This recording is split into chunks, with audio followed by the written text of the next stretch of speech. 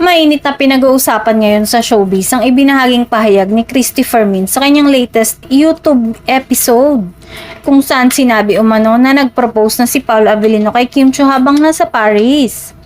Ayon sa veteranang kolumnista, tila hindi na raw biro ang relasyon ng dalawa at posibleng nauwi na ito sa mas seryosong commitment.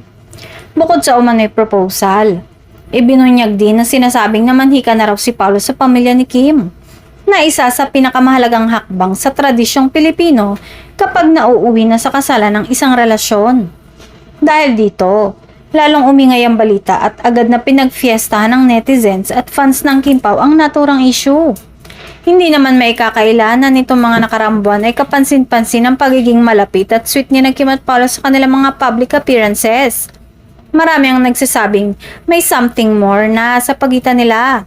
Lalo na't ramdam ang kanilang chemistry na ikinakatuwa ng kanilang mga taga-suporta. Gayunpaman, sa kabila ng mga revelasyong ito, nananatiling wala pang opisyal na kumpirmasyon mula mismo kina Kim at Paolo. Hindi pa rin sila nagbibigay ng pahayag tungkol sa isyong engagement o sa sinasabing pamamanhikan, kaya nananatili itong haka-haka sa ngayon.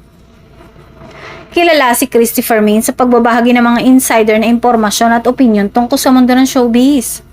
Sa huli ay patuloy na umaasa at sumusubaybay ang fans sa susunod na kabanata ng Kim Pao. Totoo man o hindi ang proposal sa Paris, isang bagay ang sigurado. Mas lalong tumitindi ang interes ng publiko sa kanilang relasyon at marami ang naghihintay kung kailan nga ba nila tuluyang aaminin ang tunay na estado ng kanilang pagmamahalan.